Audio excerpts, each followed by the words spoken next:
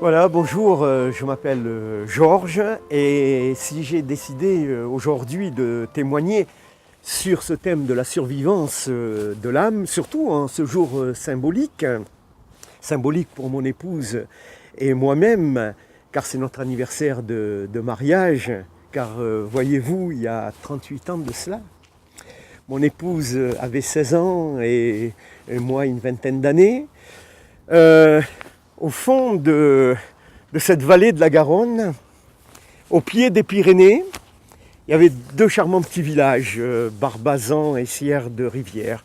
Et mon épouse et moi, on s'est dit oui, un oui pour le meilleur, un oui pour le pire, mais on s'est dit surtout oui pour un amour éternel.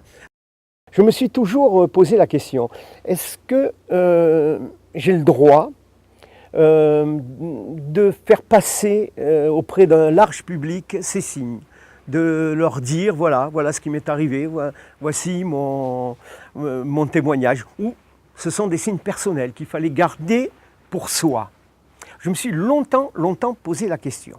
Alors figurez-vous que un an après, pour mon anniversaire, qui est le 17 août, je me suis dit je vais me faire un petit cadeau et je me trouvais dans un magasin près de Toulouse, un grand magasin de vente de CD, DVD, de livres, etc. Et avant de rentrer dans le magasin est venue cette interrogation une fois de plus. Je dis tiens, pour mon anniversaire, est-ce que je dois le dire à ma famille, à mes amis, les signes qui me sont arrivés, ces petits signes qui sont une bouffée d'air pur. Et en rentrant dans le magasin, devant moi, de placer sur une table des livres en promotion.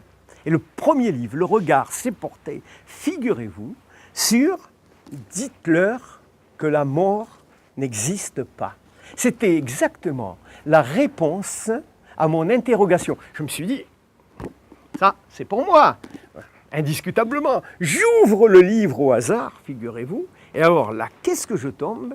Je tombe sur un récit du 17 janvier, qui est la date d'anniversaire de naissance de mon épouse.